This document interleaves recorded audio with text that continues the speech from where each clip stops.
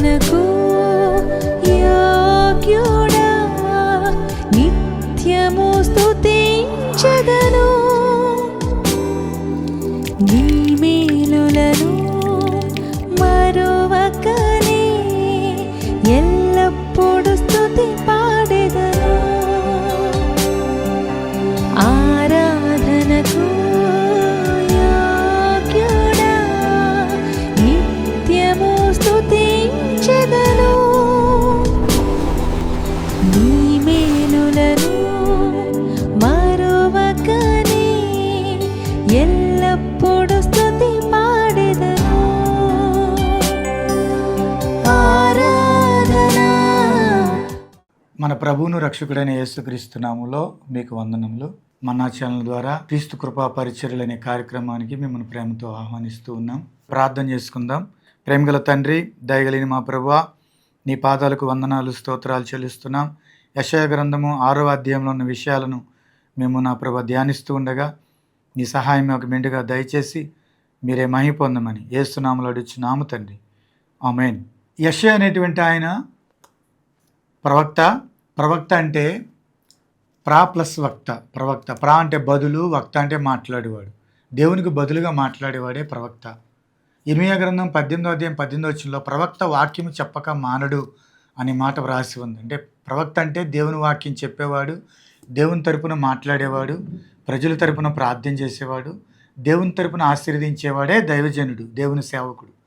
ఇతను దేవుని సేవలోకి వెళ్ళక ముందు, దేవుని పరిచర్లోకి వెళ్ళక ముందు దేవుడు తనను పిలిచిన విధానము, తాను మారుమనసు పొందిన విధానము, తన రక్షణ పొందిన విధానాన్ని యెషయా గ్రంథం 6వ అధ్యాయంలో మనం చూడగలం. ఇక్కడ మనం యెషయా గ్రంథం 6వ అధ్యాయంలో ఆయన దేవాలయంలోకి వెళ్ళి ప్రార్థన చేశాడు యెషయా ప్రవక్త.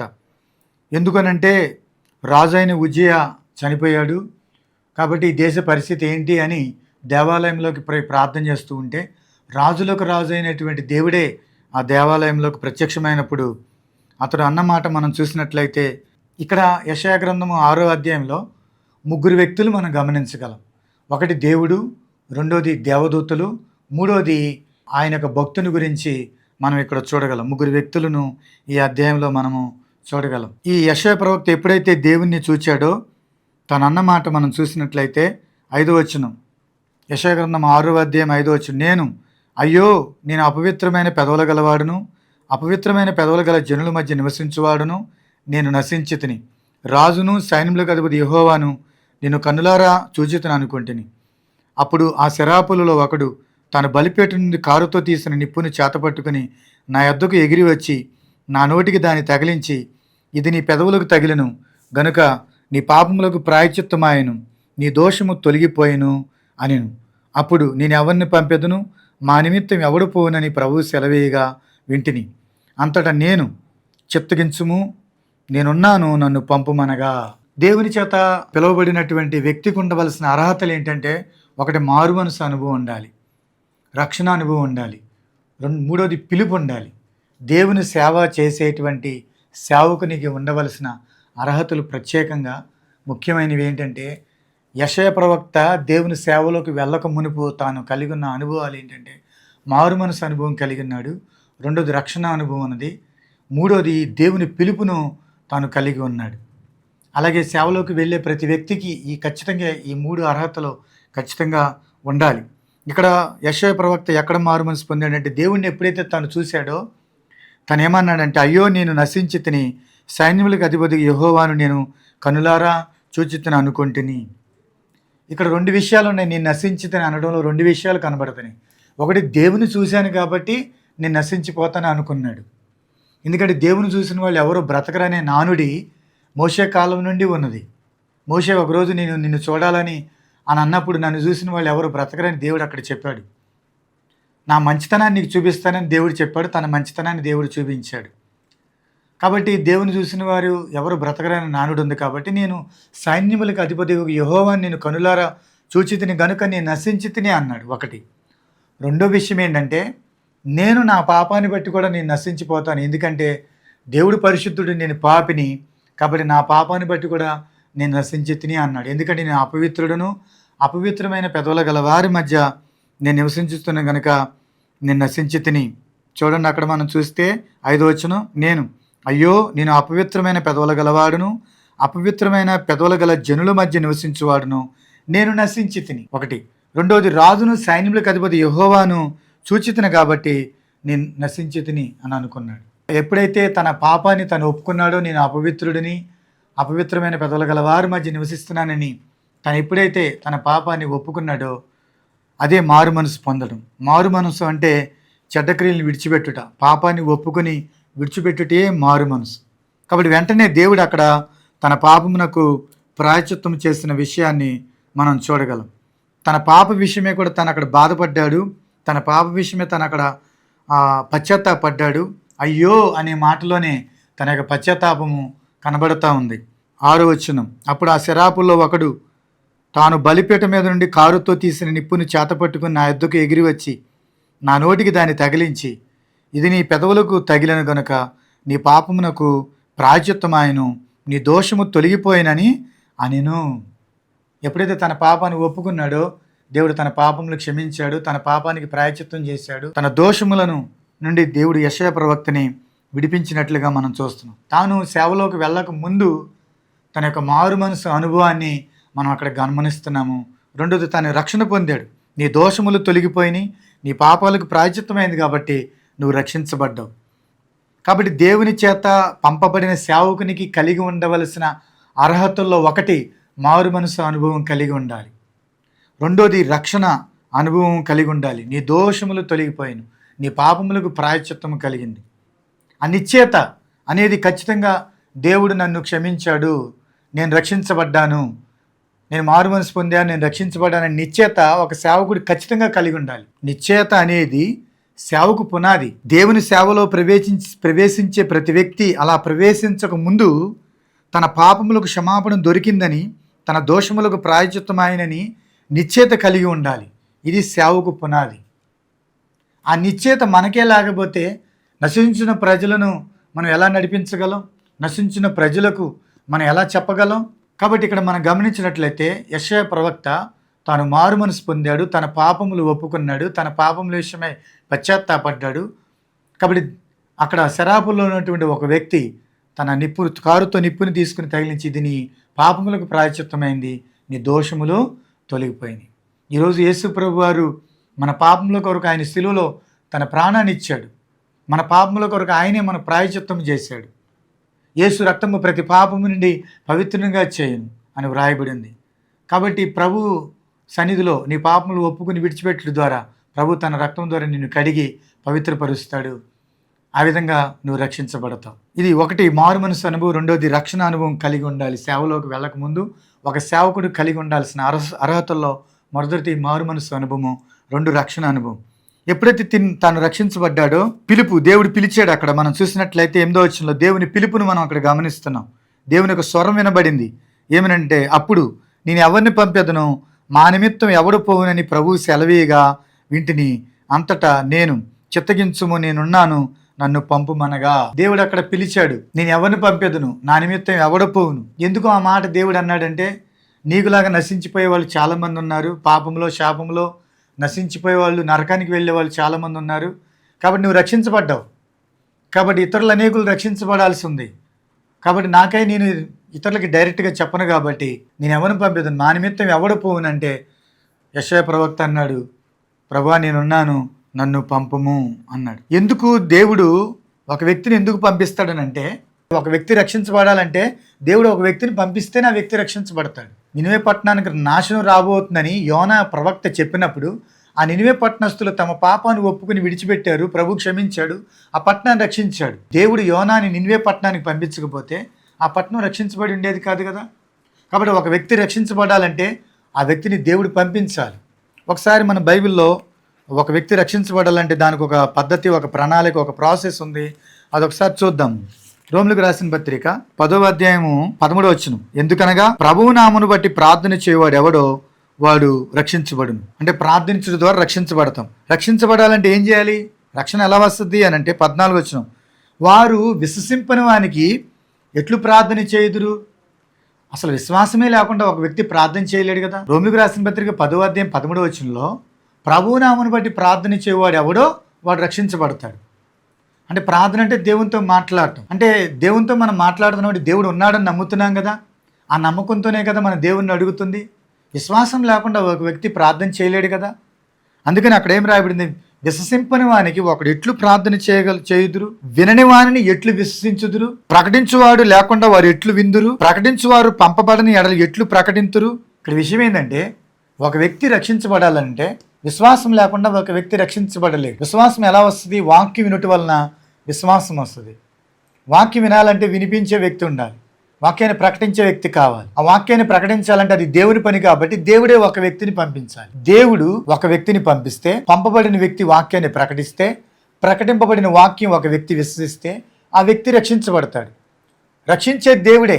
మధ్యవర్తి ఎవరంటే సేవకుడు. దేవుడు ప్లస్ సేవకుడు కలిసి చేసేదే దేవుని సేవ. కాబట్టి ప్రియమైన వారులారా, ఎందుకు దేవుడు పంపించాలంటే, దేవుడు ఒక వ్యక్తిని పంపిస్తే ఆ వ్యక్తి వాక్యాన్ని ప్రకటిస్తే, ప్రకటింపబడిన వాక్యాన్ని ఒక వ్యక్తి విశ్వసిస్తే ఆ వ్యక్తి రక్షించబడతాడు. కాబట్టి అందుకే దేవుడు అన్నాడు అక్కడ, నీకులాగా నశించిపోయే వాళ్ళు చాలామంది ఉన్నారు కాబట్టి నేను ఎవరిని పంపేదును, నా నిమిత్తం ఎవడు పోవును అంటే యెషయా ప్రవక్త అన్నాడు, నేనున్నాను, నన్ను పంపు ప్రభువా సేవకి అని. అంటే మరి ప్రభువా, మరి ఎంతకాలం మరి నేను ప్రకటించాలంటే, మనుషులు ఉన్నంతకాలం ప్రకటిస్తూనే ఉండు అని దేవుడు అక్కడ చెప్పాడు. నువ్వు ప్రకటిస్తూనే ఉండు అని దేవుడు అక్కడ చెప్పాడు. ప్రియమైన వారులారా, విశ్వాసం యొక్క ఫలము ఆత్మరక్షణ. విశ్వాసము ద్వారా ఒక వ్యక్తి రక్షించబడతాడు. పేతురు రాసిన మొదటి పత్రిక 1వ అధ్యాయము 8వ వచనం, మీరు ఆయన చూడకపోయినను ఆయనను మీరు ప్రేమించుచున్నారు, ఇప్పుడు ఆయనను కన్నులార చూడకే విశ్వసించుచు మీ విశ్వాసమునకు ఫలమును అనగా ఆత్మరక్షణ పొందుచు. విశ్వాసం యొక్క ఫలం ఏంటంటే ఆత్మరక్షణ. నా ఆత్మ నిత్య నరకానికి వెళ్లకుండా నేను రక్షించబడాలని అంటే దేవుని వాక్యముందు విశ్వాసం ఉంచినట్లయితే నేను రక్షించబడుదును. ఈ దేవుని వాక్యముని వింటే విశ్వాసం కలుగుద్ది, ఆ విశ్వాసం రక్షణ తీసుకుని వస్తుంది. అందుకే దేవుడు అన్నాడు, దుష్టుడు తన దుష్టత్వంలో నశించిపోవడం నాకు ఇష్టం లేదు, ప్రతి బిడ్డ రక్షించబడాలి, కాబట్టి నా వాక్యాన్ని ప్రకటించాలి. నేను ఎవరిని పంపేదును అని అంటే యెషయా ప్రవక్త అన్నాడు, నేనున్నాను, నన్ను పంపు ప్రభువా అన్నాడు. కాబట్టి ఒక వ్యక్తి సేవలోకి వెళ్ళక ముందు ఆ వ్యక్తి కలిగి ఉండాల్సిన అవసరతలు ఏంటంటే మారు మనసు అనుభవము, రక్షణ అనుభవము, దేవుని పిలుపును కూడా కలిగి ఉండాలి. ఒక నిశ్చయత అనేటువంటిది తనకు ఉండాలి అన్న విషయాన్ని ఈ వాక్యము ద్వారా ఈ యెషయా గ్రంథం 6వ అధ్యాయంలో మనం చూడగలుగుతున్నాం. తర్వాత మనం చూసినట్లయితే దేవుడు ఒక వ్యక్తిని పంపించేటప్పుడు మత్తయి సువార్త 10వ అధ్యాయంలో, ఆ అధ్యాయం అంతా మీరు చదువుకున్నట్లయితే చాలా విషయాలు ఉన్నాయి. నేను క్లుప్తంగా ఆ విషయాలు మీకు తెలియజేస్తాను. దేవుడు ఎలా పంపించాడు అని అంటే అధికారం ఇచ్చి పంపించాడు. చూడండి ఒకసారి 10వ అధ్యాయం, మత్తయి సువార్త 10వ అధ్యాయం 1వ వచనంలో, ఆయన తన 12 మంది శిష్యులను పిలిచి అపవిత్ర ఆత్మలను వెళ్ళగొట్టుటకును, ప్రతి విధమైన రోగమును, ప్రతి విధమైన వ్యాధిని స్వస్థపరచుటకును వారికి అధికారం ఇచ్చాడు. పంపబడిన వ్యక్తిని, దైవజనుడిని, దేవుని సేవకుడిని ఊరకే పంపించలేదు, అధికారం ఇచ్చి పంపించాడు. నా నామమున మీరు రోగులు స్వస్థపరచండి, ప్రార్థన చేయండి, రోగులు స్వస్థపరచండి అధికారం ఇచ్చి పంపించాడు. పంపబడిన వ్యక్తిని ఎలా పంపించాడంటే వాగ్దానములు ఇచ్చి, అధికారం ఇచ్చి, ఆజ్ఞలు ఇచ్చి, ధైర్యం చెప్పి పంపించాడు. అవి ఒక్కొక్కటి క్లుప్తంగా ఈ అధ్యాయంలో ఒక్కొక్కటి మనం చూద్దాం. ఒకటి ఏంటంటే అధికారం ఇచ్చి పంపించాడు, అది మనం 10వ అధ్యాయం 1వ వచనంలో చదువుకున్నాం. రెండోది మనం చూసినట్లయితే నశించిన గొర్రెల యొద్దకు వెళ్ళండి అని చెప్పాడు. 10వ అధ్యాయం 6వ వచనంలో నశించిన గొర్రెల యొద్దకు వెళ్ళమని పంపించాడు. పాపములో శాపములో నశించుకున్న వారికి దేవుని సువార్తను ప్రకటించండి, వాక్యాన్ని ప్రకటించండి, నశించిన గొర్రెల యొద్దకు వెళ్ళండి అని దేవుడు పంపించాడు.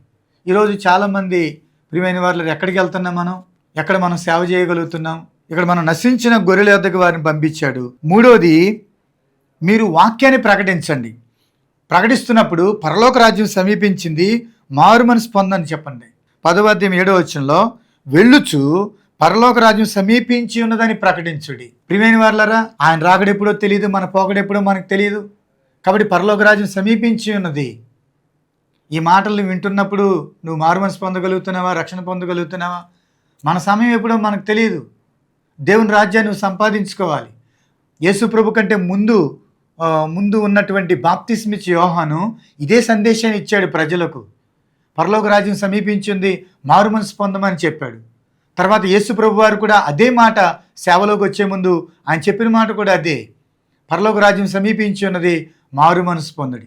ఎందుకు నేను మారు మనసు పొందాలంటే పరలోక రాజ్యం కొరకు మారు మనసు పొందాలి. ఎందుకు నేను మారు మనసు పొందాలంటే పాప క్షమాపణ నిమిత్తము నేను మారు మనసు పొందాలి. పాప క్షమాపణ లేకుండా పాపాలకి ప్రాయశ్చిత్తం లేకుండా, రక్షణ లేకుండా పరలోకాన్ని పొందుకోలేం, పరలోకాన్ని అందుకోలేం. కాబట్టి అధికారం ఇచ్చి పంపించాడు.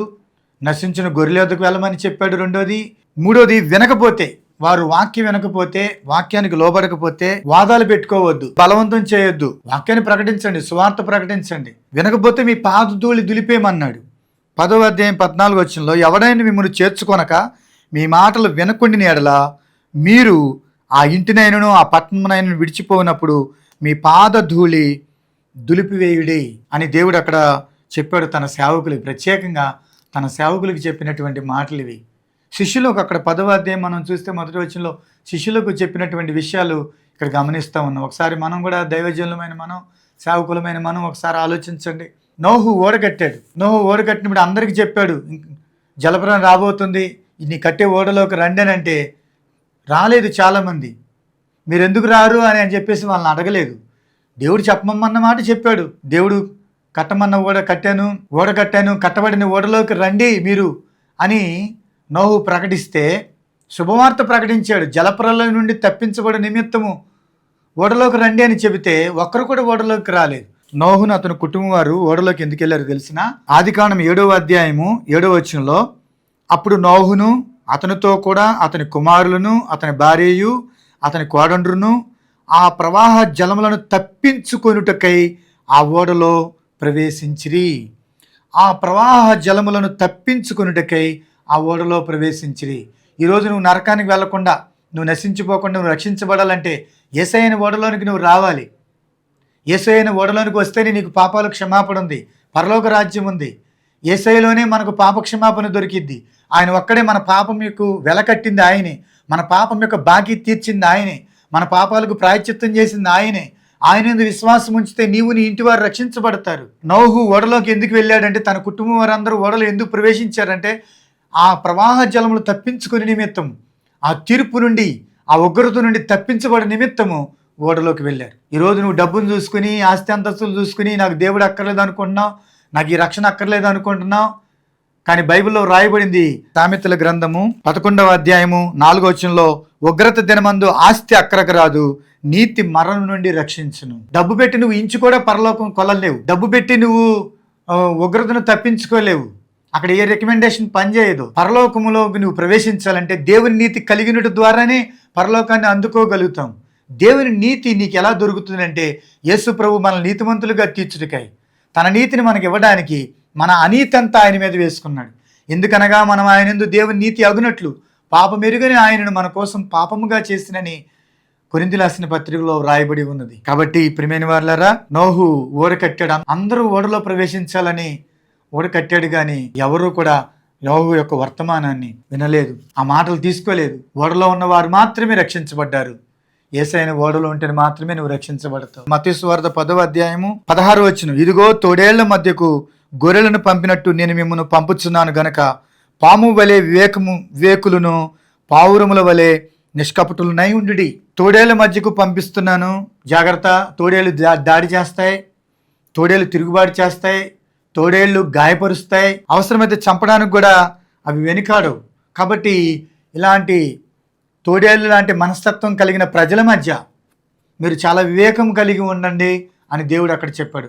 పాముల వలె వివేకము గలవారై పావురం వలె నిష్కపటులై ఉండుడని దేవుడు తన సేవకులకు తెలియజేశాడు.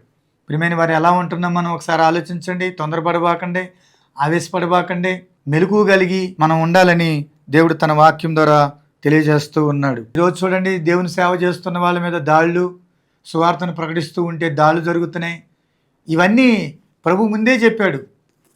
యోహాను సువార్త 16వ అధ్యాయం 2వ వచనంలో, మిమ్మును చంపు ప్రతివాడు తాను దేవునికి సేవ చేస్తున్నాను చెప్పు కాలము వచ్చుచున్నదే అని మాట రాయబడింది. ఈరోజు సేవకులను చంపుతున్నారు, దాడి చేస్తున్నారు, గాయపరుస్తున్నారు. ఇవన్నీ ప్రభు ముందే చెప్పాడు. కానీ అజ్ఞానంలో ఉండి ఆ విధంగా చేస్తున్నారు. వాళ్ళు సత్యదేవుని ఎరగక వాళ్ళు అలా చేస్తున్నారు. కాబట్టి వారిని మనం క్షమించాలి, వారి కొరకు ప్రార్థించాలి. కానీ దేవుడు అయినా ఎందుకు నిన్ను ప్రేమిస్తున్నాడు? ఇంత దాడి జరుగుతున్న ఎందుకు మనం సువార్తను ప్రకటించాలి, వాక్యాన్ని ఎందుకు ప్రకటించాలి? ఏ ఒక్కరు నశించిపోవడం దేవునికి ఇష్టం లేదు. కాబట్టి ఆ భారం దేవుడు మన మీద పెట్టాడు. కాబట్టి మనం అవన్నీ ఖాతరు చేయక, అవన్నిటిని లక్ష్య పెట్టక, మనం ధైర్యంగా దేవుని సువార్తను ప్రకటిస్తున్నాం. దేవుడు చెప్పాడు ప్రకటించమని. సర్వలోకంకి వెళ్ళి సర్వసృష్టికి సువార్తను ప్రకటించమని చెప్పాడు. మార్క్స్ సువార్త 16 మనం సువార్తను ప్రకటిస్తూ ఉన్నాం. దేవుడు తన సేవకులకి చెప్పిన విషయాలు ఒక్కొక్కటి ఈ అధ్యాయంలో మనం ధ్యానిస్తూ ఉన్నాము. తర్వాత దేవుడు 6 1 అధికారం ఇచ్చాడు, 2 రక్షించిన గొర్రెల యొద్దకు వెళ్ళమన్నాడు, 3 పరలోక రాజ్య సువార్తను ప్రకటించమన్నాడు, 4 వినకపోతే మీ పాదధూళి దులిపేయమన్నాడు, 5 తోళేల మధ్య పంపిస్తున్నాను, వివేకము గలవారై ఉండమన్నాడు. 6 మనం చూస్తే దేవునికి భయపడండి, మరి దేనికి భయపడకండి. ఆత్మను చంపనేరక దేహమునకు హాని చేసేవానికి భయపడకండి, దేవునికి భయపడండి. మత్తయి సువార్త 10:28 మరియు ఆత్మను చంపనేరక దేహమునకు చంపువానికి భయపడకుడి కానీ ఆత్మను దేహమును కూడా నరకంలో నశింపజేయ గలవానికి మిక్కిలి భయపడుడి. అంటే దేవునికి నాకు భయపడుడి. తీర్పు తీర్చేది నేనే. దేవుడు యేసుప్రభు ఈ లోకానికి మొదటిసారి వచ్చింది లోకాన్ని రక్షించడానికి వచ్చాడు కానీ లోకానికి తీర్పు తీర్చడానికి రాలేదు. యోహాను సువార్తలో యేసుప్రభు వారు చెప్పారు, లోకమునకు తీర్పు తీర్చుటకు నేను రాలేదు కానీ లోకమును రక్షించుట కొరకే దేవుడు వచ్చాడు. రెండోసారి ఆయన రాబోతున్నాడు, ఆయన నమ్మిన వారిని తీసుకుని వెళ్ళడానికి రాబోతున్నాడు. తర్వాత తీర్పు ఉంది. హెబ్రీయులకు రాసిన పత్రిక 9:27 మనుషులు ఒక్కసారే మృతి పొందుదురు, అటు తర్వాత తీర్పు జరుగును. ఆ తీర్పు ఏ తీర్పులోకి వెళ్తావో, నరకం అనే తీర్పులోకి వెళ్తావో, పరలోకం అనే తీర్పులోకి వెళ్తావో ఒకసారి ఆలోచించాలి. కాబట్టి ఇక్కడ దేవుడు అంటున్నాడు, నాకు భయపడండి, మీ ఆత్మను చంపనేరక. ఆత్మను ఎవరు చంపలేరు, ఆత్మకి చావే లేదు. అది నరకంలో ఉన్నా పరలోకంలో ఉన్నా ఆత్మకు చావు లేదు. ఆత్మను చంపనేరక దేహమును కాని చేయవానికి భయపడుకుడి అని దేవుడు తన సేవకులకు తెలియజేశాడు. తర్వాత మనం గమనిస్తే వేటిని ఆశించొద్దు, ఎవరి మీద ఆధారపడొద్దు, డబ్బు కోసం వెండి బంగారాల కోసం మనుషులను వెంబడించకండి అని దేవుడు అక్కడ చెప్పాడు. 10వ అధ్యాయం మత్తయి సువార్త 10వ అధ్యాయము 9-10 మీరు సంచుల్లో బంగారమైన వెండినైన రాగినైన ప్రయాణం కొరకు జాలనైన 2 అంగీలైన చెప్పులైన చేతి కర్రనైన సిద్ధపరచుకొనుకుడి, మిమ్మల్ని నేను పోషిస్తాను. అక్కడ చూడండి, మీ అవసరతల కొరకు ఏ మనిషిని వెంబడించొద్దు, నా మీద ఆధారపడండి అని దేవుడు అక్కడ చెప్పాడు. మత్తయి సువార్త 10వ అధ్యాయము 10వ పనివాడు తన ఆహారమునకు పాత్రుడు కాడా? ఆ మాట అనడంలో దేవుని యొక్క ఉద్దేశం ఏంటంటే, నా పని చేస్తున్నటువంటి మిమ్మల్ని నేను పోషించలేనా? మీరు మనుషుల వైపు చూడబాకండి. మీ అవసరతల నిమిత్తము, మీ వ్యక్తిగత అవసరతల నిమిత్తము నా మీద ఆధారపడండి, నా వైపు చూడండి, తప్పక నేను మీకు సహాయం చేస్తాను. నమ్మకంగా నా సేవలో నీవు ఉంటే నేను ఖచ్చితంగా నిన్ను ఆశీర్వదిస్తాను. దేవుడు మనకి ఏం అప్పగించాడు? సత్యమైన బోధను దేవుడు మనకు అప్పగించాడు. సంఘాన్ని దేవుడు మనకు అప్పగించాడు. మనకు అప్పగించబడిన తండ్రి ఇంటిలో నమ్మకంగాను, సంఘం విషయంలోను, అలాగే అప్పగించినటువంటి పరిశుద్ధ గ్రంథంలో సత్యమైన బోధ విషయంలో మనకు అనుకూలంగా మలుచుకోక దేవుని వాక్యమును ఉన్నట్టు చెప్పి ఆ విధంగా సత్యమైన బోధను మనం ప్రకటించి బోధలో మనం నమ్మకంగా ఉంటే దేవుడు ఖచ్చితంగా నిన్ను ఆశీర్వదిస్తాడు. తర్వాత 8వదిగా దేవుడు చెప్పిన మాట ఏంటంటే, మీతో వ్యవహరించే తీరు ఏదైనా అది దేవునితోనే, నాతోనే వ్యవహరించే తీరు అవుతుందని, అది మంచైనా చెడైనా సరే అని దేవుడు చెప్పాడు. మత్తయి సువార్త 10వ అధ్యాయము 40 మిమ్మును చేర్చుకునేవాడు నన్ను చేర్చుకొనును, నన్ను చేర్చుకునేవాడు నన్ను పంపిన వాడిని చేర్చుకొనును. ప్రవక్తను చేర్చుకునేవాడు ప్రవక్త ఫలము పొందును, నీతిమంతుడని నీతిమంతుని చేర్చుకున్నవాడు నీతిమంతుని ఫలము పొందును. 10వ అధ్యాయం 42 మరియు శిష్యుడని ఒకడు ఈ చిన్నవారిలో ఒకనికి గిన్నెడు చన్నీళ్లు మాత్రం త్రాగనిచ్చును, వాడు తన ఫలము పోగొట్టుకున్నాడని నిశ్చయముగా మీతో చెబుతున్నాను. అంటే దేవుని పిల్లలతోనైనా దేవుని సేవకుడితోనైనా వ్యవహరించే తీరు దేవునితోనే వ్యవహరించే తీరు అవుతుంది. ఎందుకంటే ఒక రోజున సౌలు క్రైస్తవుల్ని, అప్పటికి స్టెఫెన్ను రాళ్లతో కొట్టి చంపబడ్డాడు, అతని సావుకు సమ్మతించాడు, సంఘాన్ని బెదిరిస్తున్నాడు, సంఘాన్ని బాధ పెడుతున్నాడు. సౌలు అప్పటికి చాలా హింసిస్తున్నాడు క్రైస్తవుల్ని. అలాంటి వ్యక్తి దమస్కు మార్గాన్ని వెళుతూ ఉంటే ఒక వెలుగును చూసి కింద పడ్డాడు. అక్కడ వెలుగులోంచి ఒక స్వరం వినబడింది, సౌలా సౌలా నీవేళ నన్ను హింసించుచున్నావు, నీవెవడివి అనంటే నీవు హింసిస్తున్నా యేసునని ఒక శబ్దం అతనికి వినబడింది. అంటే నా పిల్లల్ని హింసించడానికి బయలుదేరావు, నీవు హింసించేది నా పిల్లల్ని కాదు, నన్ను హింసిస్తున్నావు, నీవు హింసించుచున్న యేసును. దేవుని పిల్లలతోనైనా దేవుని సేవకుడితోనైనా వ్యవహరించే తీరు అది దేవునితోనే వ్యవహరించే తీరు అవుతుంది. పగ తీర్చుకోవడం మన పని కాదు, అది దేవుని. మనము క్షమించాలి, ప్రేమించాలి, ప్రార్థించాలి. ప్రభు యొక్క మనసును కలిగి ఉందాం. ప్రభు క్షమించాడు, ప్రేమించాడు, ప్రార్థించాడు. ప్రభు తండ్రి వీరేమి చేస్తున్నారు, వీరెరుగురు కనుక వీరిని క్షమించమని ఆయన శత్రువుల కొరకు విజ్ఞాపన ప్రార్థన చేశారు. అయితే దేవుని సేవకులమైన మనము ఈ జీవా సంబంధమైన వ్యాపారంలో చిక్కుకోవద్దని తిమోతి రాసిన 2వ పత్రిక 2వ అధ్యాయము 4వ వచనంలో వ్రాయబడింది, సైనికుడు ఎవడును యుద్ధమునకు పోయినప్పుడు తను దండులో చేర్చుకున్న వారిని సంతోషపెట్టవలనని ఈ జీవన వ్యాపారములలో చిక్కుకొనడు. తను దండులో చేర్చుకున్న వ్యక్తిని సంతోషపెట్టాలని ఈ జీవన వ్యాపారంలో చిక్కుకొనగరు. కాబట్టి మన యజమాని ఏంటంటే సేవే మన యజమాని. ఒకప్పుడు నేను కాంట్రాక్టర్ను, నేను rod bending contract, centering contract, labour material contract వరకు చేశాను నేను. కానీ అదన్నీ వదిలిపెట్టి దేవుని సేవకు వచ్చాను. కానీ నా యజమాని ఏంటంటే సేవే నా యజమాని. ఇది నేను ఆ కాంట్రాక్ట్ పనులు ఈ సేవ పని నేను చేయలేను. ఈ రెండింటిని నేను నడిపించలేను. ఇద్దరు యజమానులకు ఒకడు దాసుడిగా ఉండలేడు. సేవే మన యజమాని అయి ఉండాలి. కాబట్టి ఇక్కడ మనము దేవుని సంతోషపెట్టేవారుగా, ఆయన చిత్తాన్ని నెరవేర్చేవారుగా మనం ఉండాలి. యేసుప్రభువు వారు అన్నారు, యోహాను సువార్త 6వ అధ్యాయం 38వ వచనంలో, నన్ను పంపిన వాని చిత్తం నెరవేర్చుటకు వచ్చితినని యేసుప్రభువు వారు చెప్పారు. దేవుడిని పంపిన ఉద్దేశం ఏంటి? అదే నీ గురై ఉండాలి. పారసీక దేశపు రాజైన కోరేషు ఇజ్రాయెల్ దేశంలో ఉన్నటువంటి ఆ యెరూషలేము యొక్క ఆ దేవాలయం కట్టడానికి యూదుల్ని పంపించాడు. మీరు మీ పట్టణానికి వెళ్ళిపోండి, మీ దేశానికి మీరు వెళ్ళిపోండి, అక్కడికి వెళ్ళి మహాదేవుని ఆలయము అది తిరిగి పునర్నిర్మించి కట్టండి, దానికి కావలసినటువంటి ప్రతి యొక్క ద్రవ్యము ఈ రాజు యొక్క ఖజానాలో నుంచి ఇవ్వబడిద్ది అని శాసనాలు వ్రాయించి సంతకం పెట్టి పంపించాడు, మీరు వెళ్ళండి అని. యూదులందరూ, చెరగనిపోయిన యూదులందరూ ఈ బబులోని చెరలో నుండి వారు యోదయ దేశానికి వచ్చారు. వచ్చిన వాళ్ళు చేయవలసిన పని ఏంటి? అక్కడ చెప్పిన ఆయన ఏం చెప్పాడు? మీరు వెళ్ళి మీ దేవాలయాన్ని కట్టి మీరు అక్కడ మంచిగా బ్రతకండి అని చెబితే వాళ్ళు ఏం చేశారు? దేవాలయం పని చూడకుండా వాళ్ళు గుడారాలు కట్టుకోవడం, వాళ్ళ పొలాల పని చూసుకోవడం మొదలుపెట్టారు.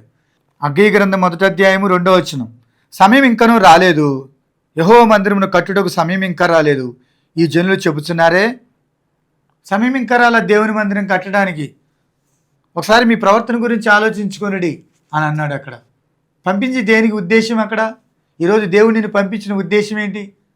సేవ చేయమనే కదా, సువార్తను ప్రకటించమనే కదా, నశించిన గొర్రెలను రక్షించాలనే కదా, నశించిన ఆత్మలు రక్షించాలనే కదా దేవుడు మనల్ని పంపించింది. మన గురి అదే ఉండాలి ప్రియమైన వారలారా.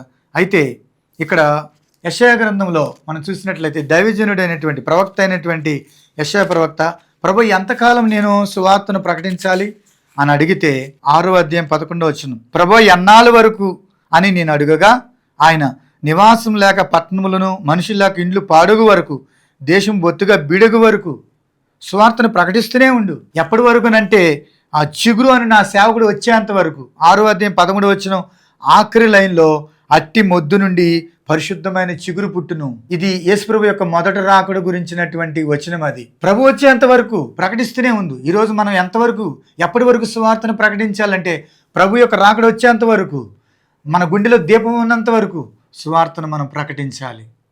ఎందుకనంటే ఒకసారి చూడండి, పాపంలో చనిపోయే వ్యక్తి ప్రభు దగ్గరికి వెళ్ళలేడు.